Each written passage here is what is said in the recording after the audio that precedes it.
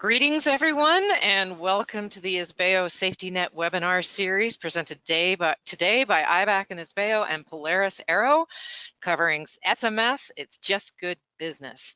I am Catherine Hilst, the voice in the background. I'm the ISBEO operations manager, and I'll be the host for today. I do have a couple of housekeeping items for you all just on the GoToWebinar platform.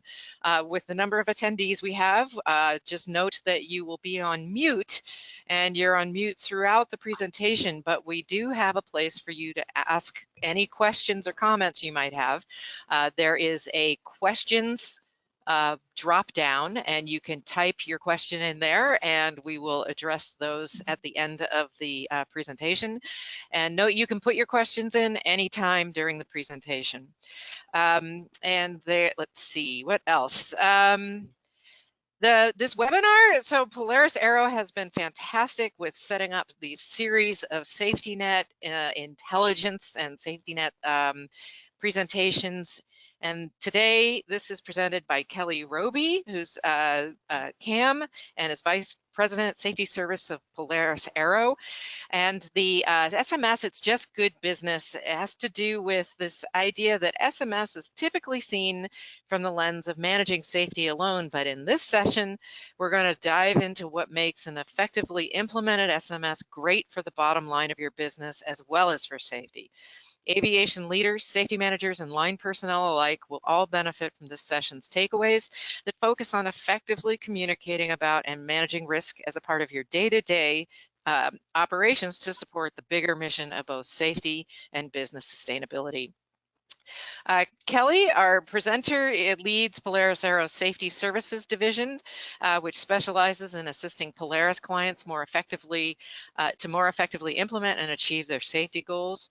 Prior to joining Polaris, she spent more than a decade honing her skills in Part 135 and Part 91 operations environments in roles ranging from FBO operations, flight ops, serving as a flight crew member on a Beech 400 and a Hawker 800, safety manager, and most recently a business manager overseeing both scheduling and charter sales for a Part 135 charter and management company. Kellie, thank you so much for being here today, and I will turn it over to you. Thank you, Catherine. I appreciate it. Thank you again for inviting us to present on these IBAC SafetyNet webinar series webinars. These are a fantastic way to learn more about the safety role. Specifically today, what we're going to learn about are the factors that go into making a good SMS and how those are similar to having a great bottom line. So I'm going to start a little bit with, I'll double back to what Catherine was talking about in a bit of my bio. I thought I was a little bit special, if you will, in my way that I got into safety. And then I sort of meandered my way through a number of various roles before I ended up in a safety role. But now, as I'm working with the Polaris Aero team and able to consult with several companies that are utilizing our platform, I'm realizing that my transition into safety and my safety role is actually not special at all. It's actually very common for a lot of folks to come from the flight line or from flight operations or working on the maintenance floor and sort of stumble their way into safety, if you will. So we're going to talk a little bit about that first and the way that sort of happens. I think for me, I maybe was in a meeting at some point in my flight ops days and asked like a vaguely safety related question. And then it was, hey, by the way, we need someone to take that on. You want to be the safety manager? So I kind of stumbled my way into that, which is not all that uncommon, I've come to find. But generally what happens when you do that is, you have to reshuffle the org chart a little bit. You take your safety manager from wherever they were and you put them over here on the side in their little silo, right, where they're not, they don't have any direct reports. You have their line that goes to their supervisor. I put a little crown on there because I can do that because that's my presentation and I felt like I needed to. But you're donned as your safety manager. You have your direct report, but then you also have your dotted line to your accountable executive. So we reshuffled the org chart, did that for me. I've seen that done for several organizations to kind of pull this safety manager over to the side. And the safety manager with their limited knowledge of safety is now kind of looking at the bottom of this safety mountain and what they have to accomplish in their new role. And of course, you want to do a good job. You want to learn all the things. You're taking your background. For me, I was as a pilot, taking my pilot background and trying to say, okay, what can I utilize from my pilot skills to climb up this safety mountain? I guess the first thing I need to do, learn how to spell SMS, and then we'll go from there. But then beyond that, what do the regulations say? What do I need to comply with? What does our company need to comply with? So how do we comply? Is there anything that's regulatory? Beyond that, we need to figure out this whole ALARP term that everyone keeps throwing around, which is reducing risk to as low as reasonably practical. What does that mean to me? What does that mean to us as a company? Are there additional policies we need? All those sorts of things. And then how do we measure that? What do we put in place in our company to make sure that we're actually doing that? And then ultimately, how does our performance compare to everyone else? I was new in the safety role. I was kind of looking around at my peers going, does anyone else know about this safety thing and what we're supposed to be doing? So that was my journey up Safety Mountain, trying to figure out how to go from A to B. I'm finding that was a very similar journey for other folks as well, and very common out there. But there are some implications in the way that we traditionally have the safety manager role set up. Not just with the Crown, but on the safety manager side, when we pull people over to the side like that and put them in a silo, it gives the idea sometimes that they are solely responsible for safety. So even the title itself, safety manager, just it has a bit of an unconscious bias with the rest of the group, thinking that, oh, okay, that's Kellie's job. She manages safety. We'll give that to her. And anything related to safety or vaguely related to safety may end up in that role. Now, even if it's not a full-time role, even if it's a part-time role. So now when I get to go into flight departments or charter operations and look at what the safety manager is responsible for, it could be anything from managing the SMS to the emergency response plan, to EHS and OSHA type related things, to drug and alcohol testing, to anything that vaguely sounds like it might be safety. Sometimes that gets put in the safety manager role. So if you are a department leader, I'm talking to you right now, I would be very, very conscious of the way that you title this position. If you are restructuring or if you are bringing on a safety manager for the first time, maybe instead of safety manager, you call it SMS manager. So it's specific to this SMS that you're talking about, and it doesn't get a bit of mission creep or scope creep in that role. The other portion of it is we want to make sure that everyone in the organization understands that with that title, whatever you decide to make it, everyone has to take a little bit of that crown and go do a bit of safety in their own role. So everyone shares a responsibility in managing risk for the organization. So it's not just Kellie's role, it's now everyone as a part of their own role taking that on. So what that does, instead of making one person responsible for safety, even just the optics of that, now that person, instead of managing safety on their own, really just becomes more of like a border collie for information, if you will, gathering all of the safety related information from frontline personnel, from middle managers, from your leadership, and culminating that into your SMS to gather the data, analyze it, and feed it back into the system. So I had a really interesting perspective on this because prior to me coming into the safety manager role, my title was business manager. And business manager encompassed a lot of different things, like managing our insurance renewal and contracts for like engine programs. And I dabbled in a little bit of maintenance utilization and things like that. And I struggled a lot with being both the business manager and the safety manager or SMS managers, kind of feeling like those were two juxtaposed roles. But as I started to learn more about safety, and as I started to learn more about managing risk for the organization, I don't even think it was actually until I took this role here at Polaris and started looking at other organizations that I really realized those two are actually a perfect pair, because you have to figure out how to manage risk to an acceptable level for your business, for things that are practical for your business. Yes, we still have to make money. Yes, we still have to be safe. And how do we do those things in tandem? That's a great opportunity to do that. So I would challenge anyone who's in that safety leader role, or anyone who's in a leadership role who's looking to maybe widen the aperture of that safety manager's responsibility, to give them a little bit of business business background as well and bring them into the business parts of the conversation. So again, a little bit of bringing them outside of the silo that they live in, where they're not just here to be your devil's advocate. They're not just here to say, whoa, whoa, whoa, that's not safe, we can't do that. They're not here just to be a bottom line expense. They're actually here to bring you more efficiency. They're here to manage that risk level for doing good business while doing it safely, and then and having that perspective on it. So I challenge you to think about that as you go. Now, everyone knows, and we talk about it on all of these sessions, so we should all be very well aware, and we live in this in the day-to-day, that there is inherent risk in aviation. It's what we do as a business, right? And safety management is about your ability to identify and address those hazards so that we improve our likelihood of a safe mission. So just because you're not having accidents and incidents and you don't have information coming into your system, it doesn't mean that you're safe, right? There are several organizations that we'll go into, especially when we're on the sales side and talking about SMS and what it means. And sometimes you will hear, well, we're safe. I mean, we don't really have that many reports. We don't really have any accidents or incidents, so we must be doing things right. However, I would also challenge you to think a little bit like a CFO. So consider your role as a CFO, and I have to give credit where credit is due here. Our former NTSB chairman, Robert Sumwalt, used this analogy in a recent white paper, so I'm gonna give him credit here. If you had a CFO and you went up to them and asked them, how's the company doing? And they responded with, well, I mean, I guess we're making payroll, and I mean, the bank isn't calling, so I guess things are fine. If you said that, if your CFO said that, would they still be employed as a CFO? Probably not.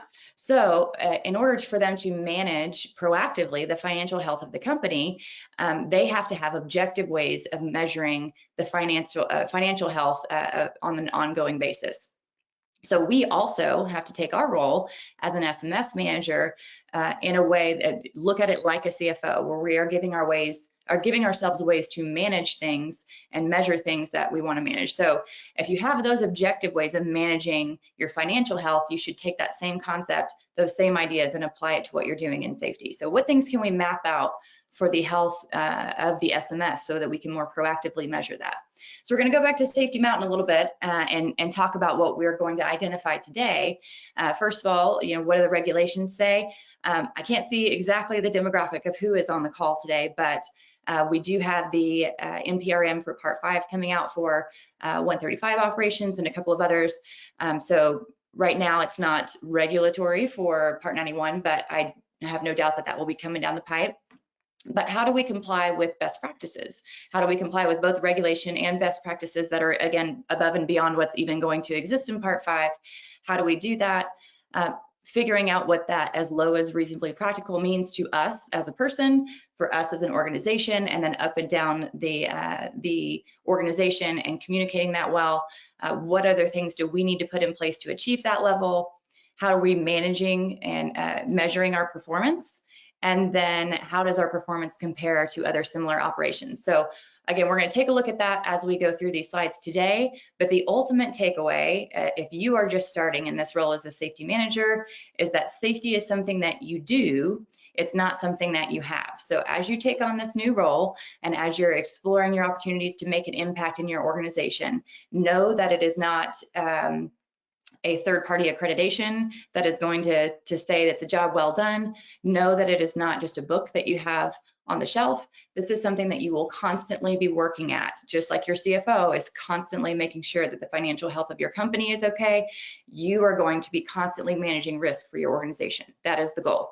So there is no finish line, and that is a bit of a false peak there at the top of the safety mountain, but we're here to show you how to get where you need to go. So in recapping SMS a little bit, I'm sure we're all familiar with the 4 pillars of SMS in the traditional way. This is a little bit different way of looking at it, at the 4 elements of SMS and how they align with one another. This is from the FAA here that they put this together for us. The first one we're going to talk about is safety policy. So, and I should note that some of these elements bleed over into one another as well. So we'll talk about a little of that as we go along. But we'll start with safety policy. And the first thing we want to make sure that we do, there we go, let my slide load here, is make sure that it is more than a manual. So safety policy by its name makes you feel like it's a manual, and that we're just establishing policies, but it's more than manual, and that we need to look at that level of acceptable risk for our organization and make sure we're building in policies that are specific to us as an organization. So more than a manual, we need to make sure we have a leadership commitment in there from our leadership team. That it shows that safety is a top priority and a core value in our organization. And that leadership commitment, it, again, even goes beyond just a letter that you put in the front of a manual.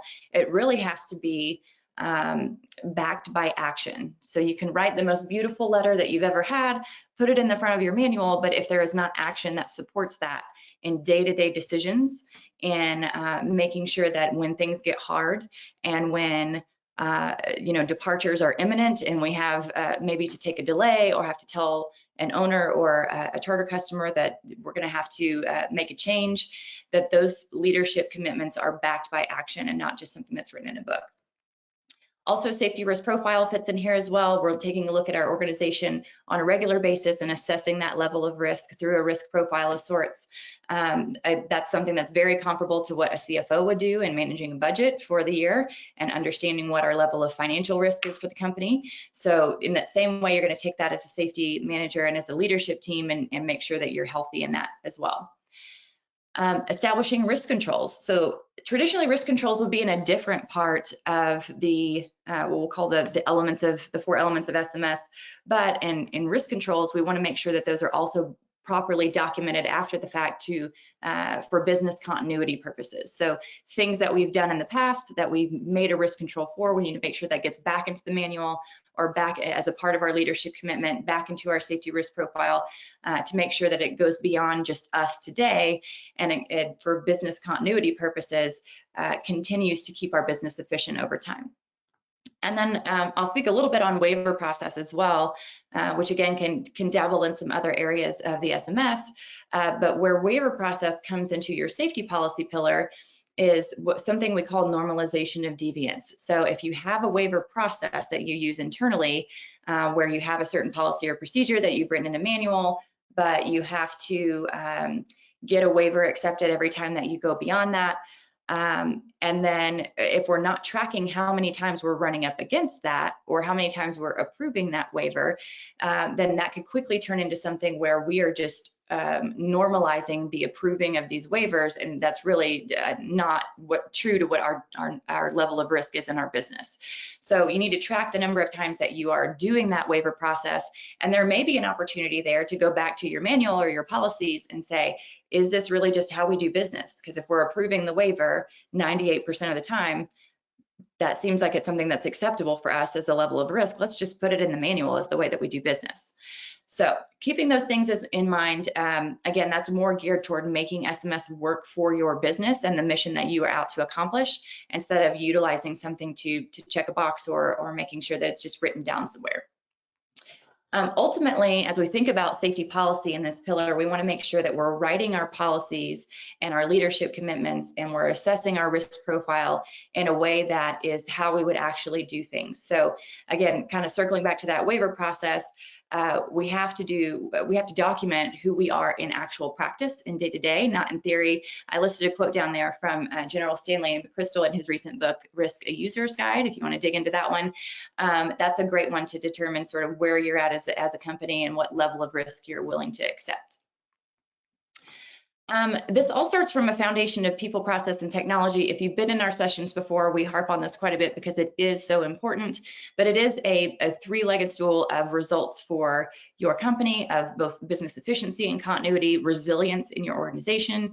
It starts with your people. So looking at your people, making sure they're well trained, they have the appropriate resources to do what they need to do, that they're engaging with your system and they feel empowered to make change and they're encouraged to report and make change. You also have to have a great process. So if we establish some processes and policies on the last page, but make sure that we're looking at those regularly. So are they well defined? Are they lean and not bureaucratic, that we have to go through several layers of authority and we are undermining our people by having bureaucratic processes, for example? Does it have a flexible framework? Does it allow our people to make good professional decisions? And are they results oriented? So As we're looking at the results, put on our CFO hat for a minute, looking at the results we want to accomplish, do our processes accurately reflect that as well? And then technology. So technology can help us be more efficient in all of these areas. If we are deficient in either people or process by way of being understaffed or incredibly busy, or maybe we're redoing some processes or we have a lot of change going on in our organization, utilize technology to help prop up that stool a little and help your business be more streamlined and more efficient along the way. The ultimate goal here is to make sure that we are giving people the right information at the right time to make better decisions. And ultimately, this comes from that level of acceptable risk and communicating that well to your people. So all of this within your policy and your leadership commitment and your safety risk profile, that has to go to your people and be communicated up and down the chain so that they feel empowered to make those better decisions that are in line with the company goals, and we're all moving, rowing the boat in the right direction, if you will. I put a little star down there with hiring and retention benefits. This is very evident whenever we go into organizations. You can tell if the people in the organization feel empowered by the information that they're getting from their leadership, from their SMS manager. There's a feeling that you get when you walk into those organizations that they feel like they can say things, they feel like they're empowered, they feel like they're getting the right information. So that's super, super important. And ultimately, you can tell by their tenured staff and the way that they move as a company that those are the companies that have a good safety policy going on. Hiring and retention benefits, ultimately, again, your folks that are coming in to interview at your company when you're filling a position can also feel that, and they can feel the culture that's going on in your organization. So it's imperative to give yourself a good foundation for moving forward in safety that way. All right, let's change gears for a minute and talk about some objective ways to manage safety promotion. So safety promotion is, again, bragging on yourself, if you will, telling your folks what you're doing right, but also being vulnerable enough to tell your folks what you're doing wrong and areas that you can improve. So in demonstrating safety promotion, we want to make sure that we've got things like safety concerns or things that we've identified in that safety risk profile that are being voiced back to your team, that they are very aware of where those safety concerns are, and they feel empowered to speak back into those of things that they feel are concerns for them as well. Any changes that are going on in your organization, make sure that we're communicating that back to the team, changes from reports that have come in or changes in the organization as a whole. All of that is great safety promotion. And then any wins you have as well. So safety is all fine and great, but if you keep it in that silo over to the right-hand side there that we talked about, and you don't tell anybody about it, then nobody really knows what's going on. So the number one way you can reinforce that safety culture is to grab a win, big or small, and tell everybody about it in your organization so that they can see the needle move in safety. So we want to make sure that we're doing that as well. So I would say effective safety promotion goes hand in hand with good leadership and communication. So we've already touched on a couple of those in the policy section, but making sure we have routine safety briefings with your team, that your team has immediate knowledge of those pressing safety concerns or how we manage SPIs and all that good stuff is up to date. Recent process improvements and changes. One thing I did not mention on the slide that I do want to make note of in terms of safety promotion would also be safety culture surveys. So it's a great way to benchmark your organization on where you are in your safety journey, but not even just safety related, but also culturally related. If we're talking about our people, process, and technology, it's a great way to get a baseline of where you're at and the things that you can improve upon. So once you get those safety culture survey results back, you can communicate those gaps that you may find back to your team and prioritize them in a way that makes your team feel heard and say, okay, we voiced our opinion. This is a way for us to get things seen and heard and taken care of. And now we have a way to manage and measure and track those changes over time. So just wanted to mention that one on this as well. So different ways that we can demonstrate safety promotion in addition to that would be things like you'll see on the screen here. So if we've got things that are going out related to hazards for the team, like, hey, we've got a certain percentage of times we've triggered operations at night or icing conditions. We want you guys to be aware of that. Your login activity into your system and making sure people are aware that people are logging in and being engaged with the system. You're promoting safety, and that's great, but it is a two-way street. So you can yell it into the street as much as you want to, but you have to be able to track if it's being absorbed or not too. So having people log into your system and actually read and acknowledge those things.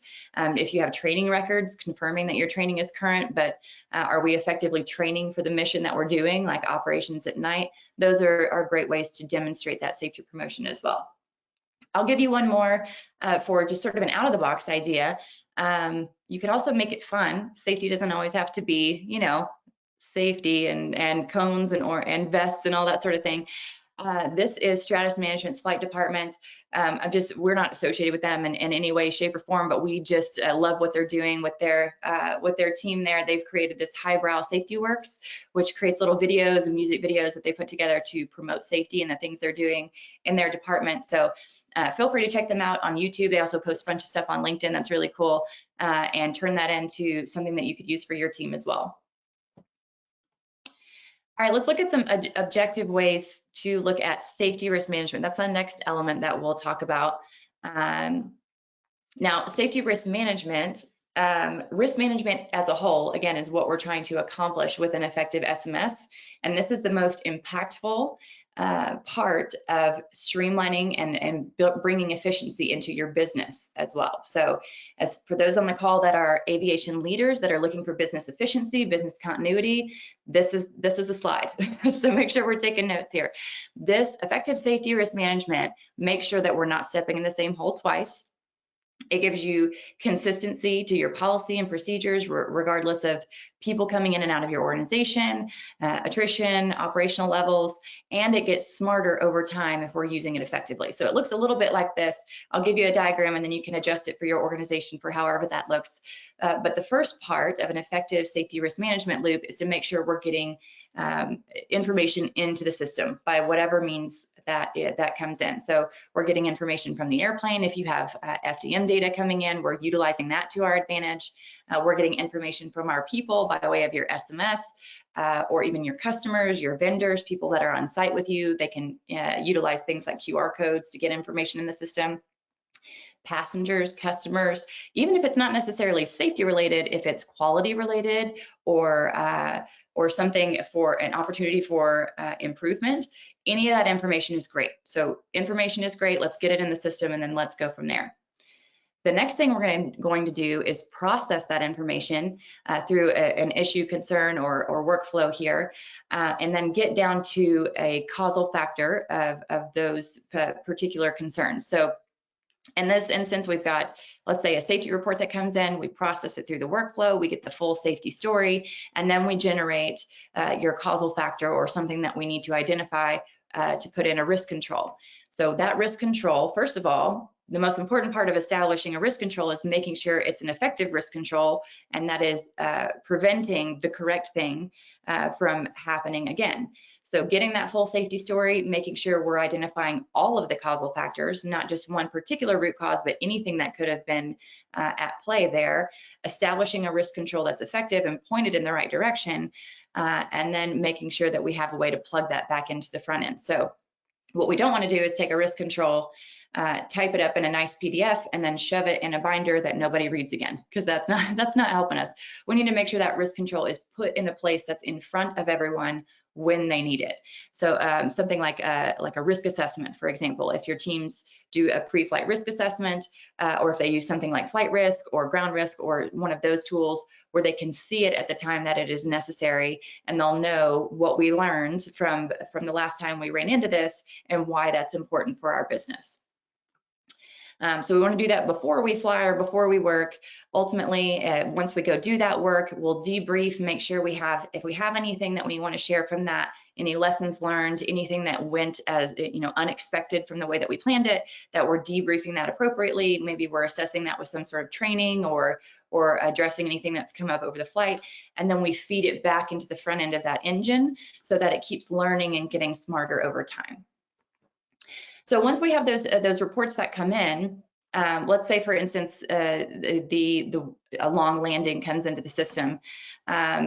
the fix that's going to come from this, and the way that we're going to make sure it's pointed in the right direction, is by not just looking at the what that happened, but trying to determine the real why. And we talked about this a little bit on the previous slide, but going down through the internal or external factors that could have been at play in these particular scenarios will help you identify any of these causal factors that you want to make sure that you're addressing. So typically speaking, we try to get down to a root cause, and that is historically the way that folks have thought about it. But if you're going down through a causal factor analysis in a methodical way, you may point out something like this, where you have 5 causal factors, and that way you're not shortchanging yourself in the area of establishing an effective risk control and something that mitigates all of those factors with one fell swoop. So make sure you're not selling yourself short with just one causal factor.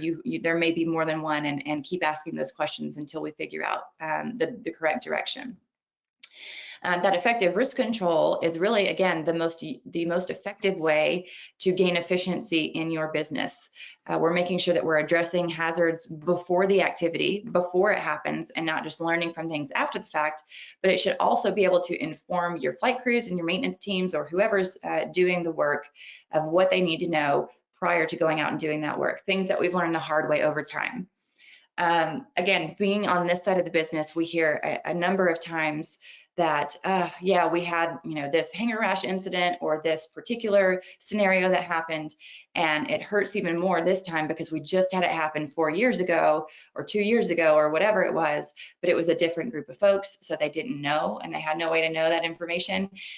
So it hurts a little more on the leadership team because we know we probably could have prevented that. We just didn't have a tool or a means or a system set up in order to gain that business continuity over time. So making sure we've got a way to set that up is imperative. Another way that you can do this is making sure that we're not just relying on the leadership team to do this or the flight crew to do this, but we're actually leveraging the entire team and their knowledge base in order to speak into these risk assessments, right? So this is an example of utilizing the schedulers in order to do that. They are the heartbeat of your flight department. So if you're in the flight department space or in the charter space, you'll know that all of the information starts and ends with scheduling. That's really where it goes. So let's talk about a little bit of efficiency here. They'll usually get the call in from the executive or the admin saying, hey, we need the airplane, this is where we want to go. And they'll immediately start plugging in dates and times, looking at crews and airplanes available, city pairs, all that good stuff, and plug it into the scheduling system to assess whether or not we could do the trip. An effective use of running a risk assessment would be if they had that scheduling system that could look at or work with other technology to look at things like NOTAMs, weather, TFRs, all this information, and put this in front of them saying, hey, you just booked this trip for 2 weeks from now, but there's actually a NOTAM for that airport that the runway is closed. So you might want to go ahead and start looking for another airport or another alternate. Or, hey, we've had this trip scheduled for a couple weeks, but now there's some weather moving in. You might want to go ahead and get on the hangar list so that we don't have to pay for de-icing, or we don't have to scramble and move transportation and change the catering order and doing all of those things. All of this information is very impactful for the scheduling team in terms of them duplicating efforts and losing efficiency in the business by way of them having to scramble at the 11th hour. I know a lot of these operations, probably yours included, are a 24/7 business, and a lot of the times your scheduling team is working around the clock.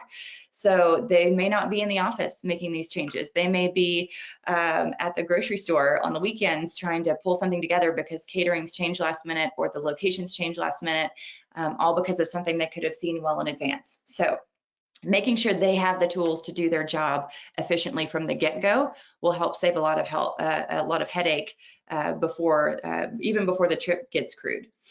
So once you have those risks mitigated and anything that they need to know mitigated on their side, you can crew the trip and then leverage the knowledge base of the crew to go look at that same information. So maybe your scheduler isn't necessarily a dispatcher, they just have a bit of scheduling knowledge. They can at least raise the hand and say, hey, I noticed a flag on this trip for a particular policy or procedure that says that we can't do this because of a fatigue concern or because of something that's in our policy about going into Aspen at night or something like that, they can at least raise their hand to the crew or chief pilot or safety leader and say, what do we want to do about this, well before the trip takes off. The crew can also look at that information as it updates and maybe look at weather changes or other things that have been impacted and mitigate that as well. But now by doing that, you're really leveraging the knowledge base of the entire flight department and not just that flight crew.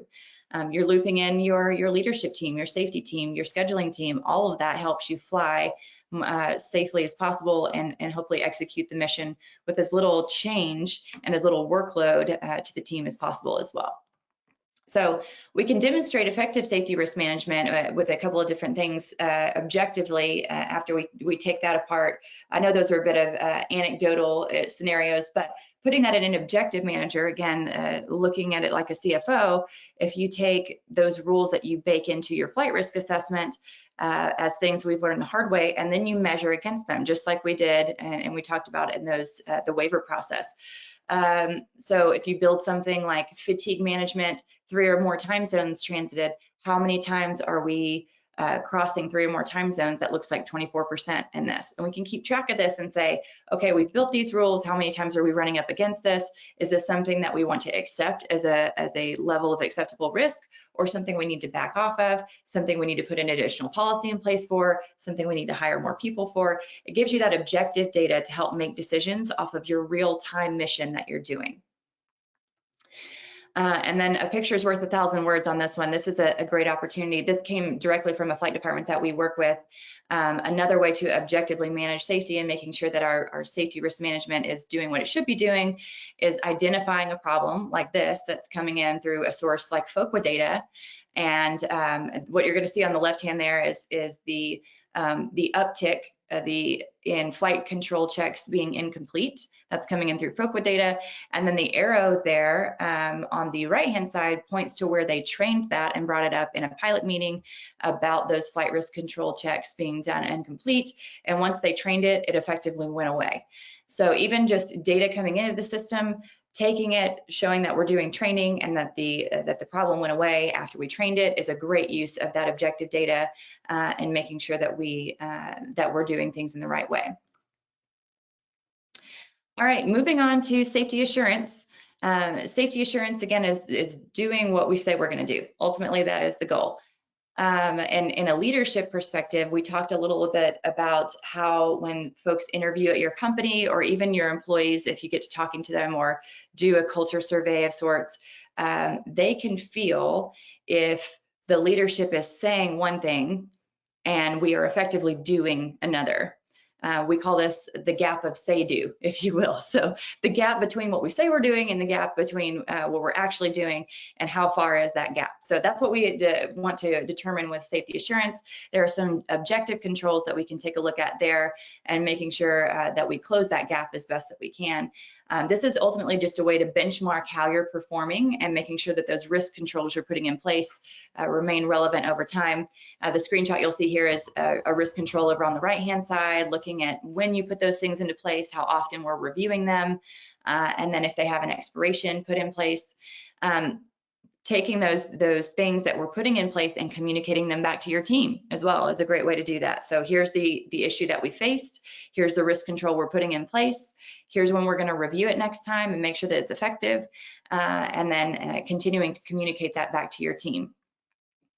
Ultimately, we're just trying to manage what we measure in this. So audits are another great way to do that.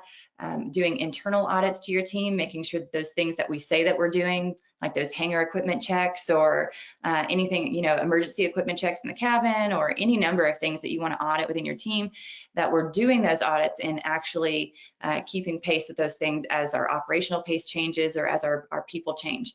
It's great to have a way to keep that in a system to keep you accountable for that.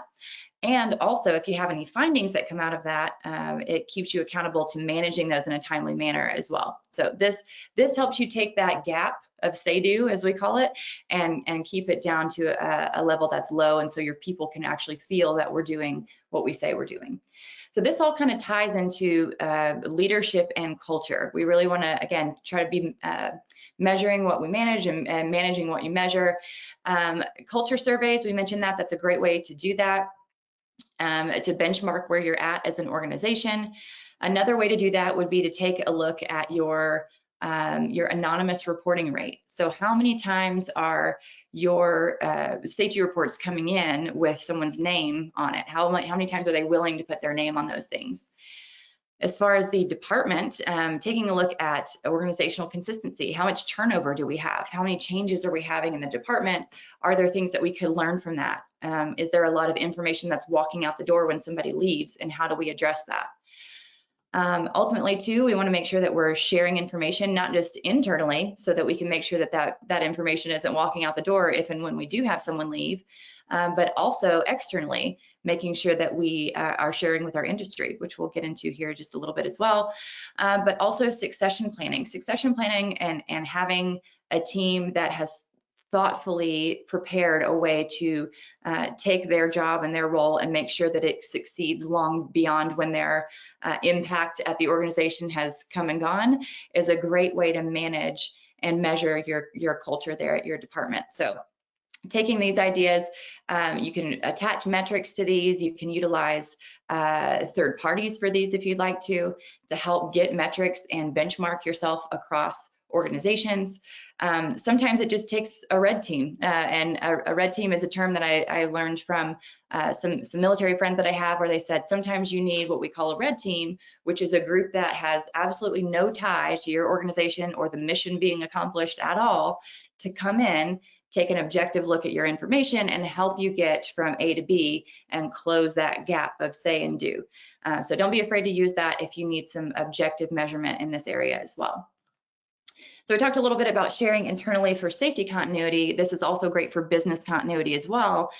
In the same knowledge, or in the same vein as that safety knowledge management and making sure information gets passed along, it's vital for your successful operations for years to come. So again, if we could double back to that CFO thought, your CFO for your business very likely has a succession plan for their role. And if they don't, we should have that conversation. Your CEO, your COO also likely has a succession plan for what happens after they are done being CEO or COO.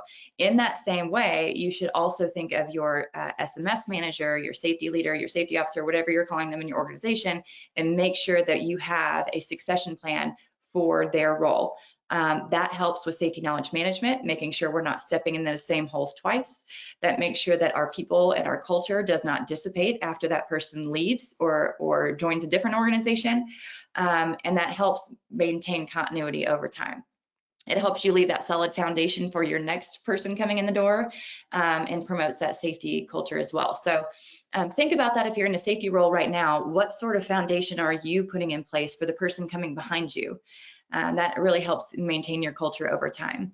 And then external safety sharing, that's sort of the next step, and the last step that I put on today's safety mountain anyway. That's sharing information outside of your organization. So you want to take what you've learned as an organization, pass that along to the industry through any means of like ASAP or SIS, or using, if you're a flight risk user, using risk ratings or airport comments, shared rules, things like that. Share that outside of your organization to help everybody raise the level of safety in their roles. But you can also take that information and help learn for your own organization. So just like you're sharing out, you can take that information and learn from others, benchmark against other organizations. Even the sharing of information at local airport industry forums or airport events, safety roundtables, things like that. You would be surprised what folks are willing to share to help others get better in that regard. And that is imperative for you to do the same to help us with the industry. So we'll talk about a couple of key takeaways for utilizing SMS as a business tool here, and then we'll get to some quick Q&A. Now, while safety lives in a silo, I know that we talked about that on the right-hand side of the org chart. Remember that it shouldn't be treated that way. So just because we have to make sure that they don't have any direct reports and we don't have any sort of conflicts of interest in that safety role, we want to make sure that they're not siloed from the business as a whole. Keep bringing them back into the business. If you are a safety leader, or excuse me, an aviation leader, keep roping your safety leaders back into those business conversations, because it really helps with the efficiency of your business to see things from a safety perspective, and it helps them get business insight onto how we how we determine the level of risk and communicating that well. If you are a safety leader, making sure that we're putting the manager back in safety manager. So if your aviation leader isn't doing that for you and looping you into business conversations, you just insert yourself in those management discussions. If there's not a chair at the table, build a table, right? And insert yourself in those management discussions.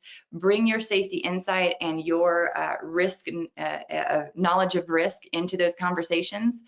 Understand what drives them and what they are measuring, and then bring your safety knowledge to them to help make an impact in that regard. And then they'll start looping you in. That's usually how that works, right?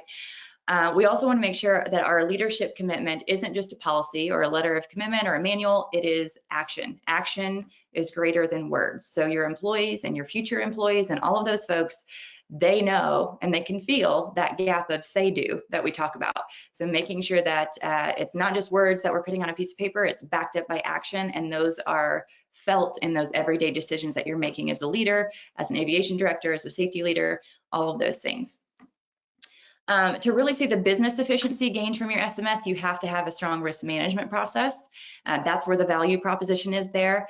And ultimately, it has to be capable of identifying causal factors that are pointed in the right direction. So we have to identify the correct causal factors in order to establish the correct risk control that's pointed in the right direction. That gives us efficiency over time, and then making sure that risk control stays effective over time will help us gain some efficiency and continuity in that way. And then safety knowledge management, make sure operation are more efficient and resilient, even as you lose folks over time or have attrition in your team. That safety knowledge management within an effective system will remain in the system and help your teams learn over time.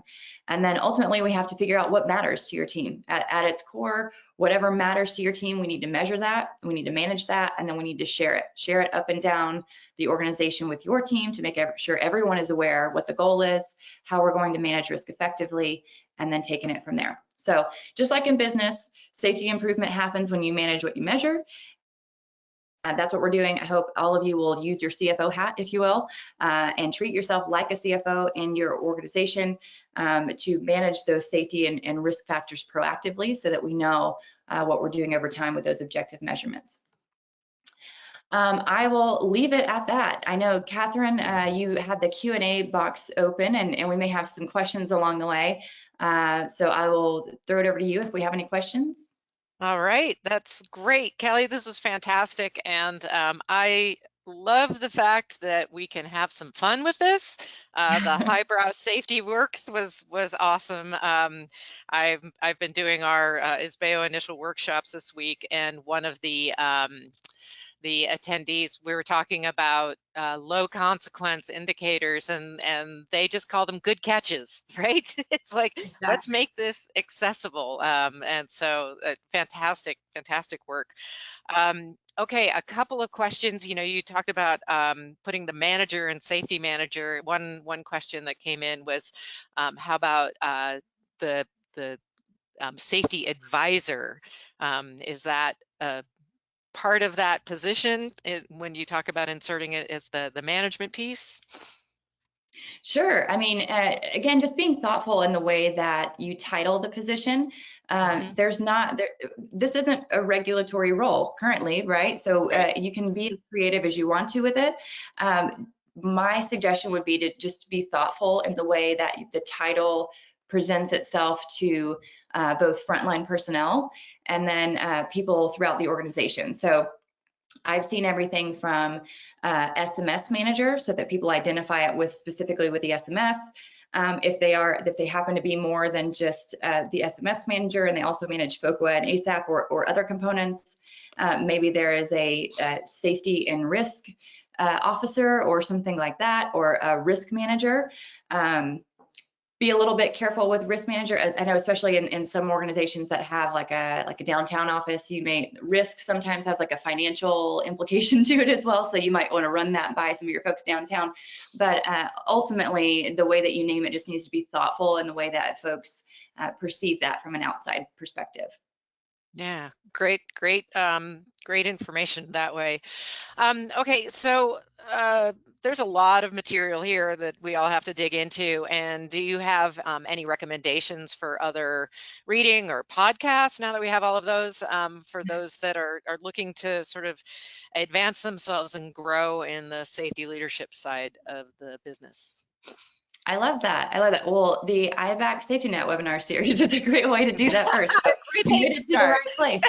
It's a good start. It's a good start. No, thank you guys for taking the time to be here with us today to advance your safety knowledge in this way. I'll take those one at a time. But podcast, I know just off the top of my head, um, Tony Kern has a podcast that he does that's safety related. I don't know the name of it off the top of my head, but it is, he posts about it on LinkedIn. If you're familiar with Tony Kern and his presentations, he's got a great one. Also, Tim Wade with FlexJet, he's got a podcast that he does. I think it's every week or every other week that he comes out with those. So that's the Safety Wire podcast. So give that one a listen to as well if you've got some time on your commute. And then books. I've got a couple of books. Let's see. I'll bet. I've got a few books. Yes, the Safety Nerd. My favorite one right now actually is by Scott Griffith. If you guys haven't picked up this one, this is a great one.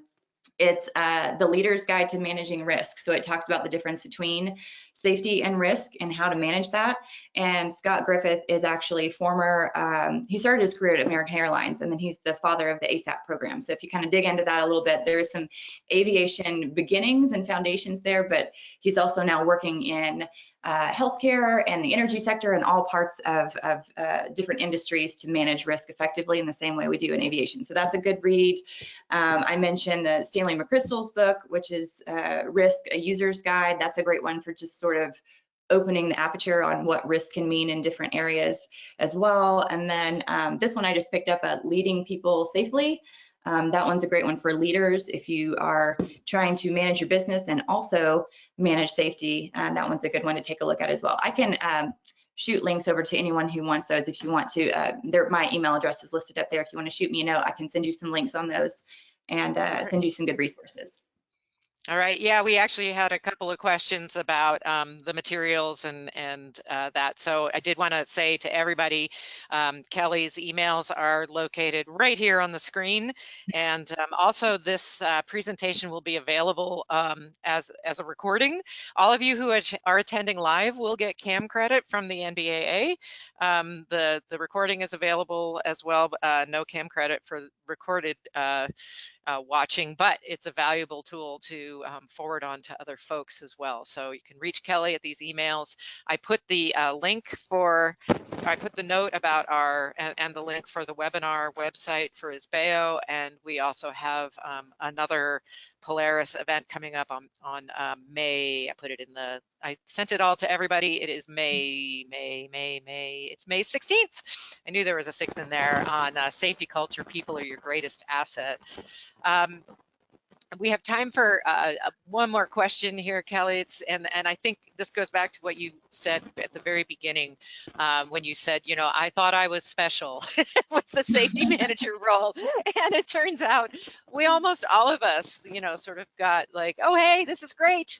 You want to be safety manager? It's like, oh, yeah, sure. But with that, as we grow in that role and things get busy, it's like in this post-pandemic world, everybody's getting super busy.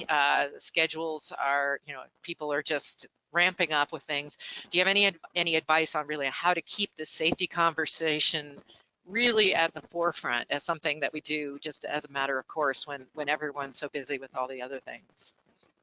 That is a great question, and whoever asked that, you're in good company. So we deal with this a lot with the folks that we work with on our team and the consulting roles that we do on the services side. It is as busy as it has ever been out there, and that is a great way for that little safety crown to start to feel like a bit of a short straw, because when we get busy, safety just kind of happens to be one of those things that we're like, oh yeah, we need to do that. We'll get to that. Yeah, we'll book a meeting for tomorrow, and then something happens tomorrow. You are in good company with that, so give yourself a little bit of grace. I would say if you have the opportunity to utilize a third party to help you with that, that would be a great way to keep those safety initiatives going. So utilizing a third party or resources, consultants to help you get from A to B. We have a services team that does that for a lot of folks, that goes in and just is a second set of eyes or pair of hands to help get things done and moving it across the finish line. Even previous in the presentation, I mentioned a red team. If you just need like a second set of eyes to look over something and make sure we're pointed in the right direction, there are folks out there, including us, help you with that and help you get from A to B and keep that stuff on the forefront. If you don't have those resources available to be able to, bring on a third party, I would say even just scaling it back a little bit. When we came out through COVID and we did all the things and tried to do all the safety stuff and really gear things up, that was great.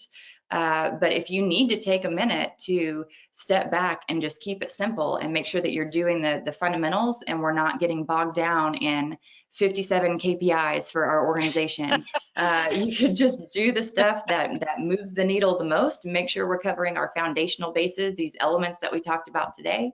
And then once we get back to a level where we can do and we can handle 47 KPIs, we'll get back at it for sure. So when all else fails, keep it simple. Right. Quality over quantity, right? Absolutely. Awesome. Oh, Kellie, thank you so much. This is always a pleasure. Great content, and I'm getting lots of kudos in the comments. So we appreciate it. I look forward to rewatching this one as well. And I hope that all of you attending can register for the next workshop that's coming up on May 16th, now that I know the date. And we hope to see you here. And otherwise, thank you for being here today, and reach out to Kellie and the folks at Polaris or any of us here at ISBEO and IBAC, and looking forward to see you at our next SafetyNet webinar. Everybody have a great day. Thanks, everybody. Bye-bye. Bye.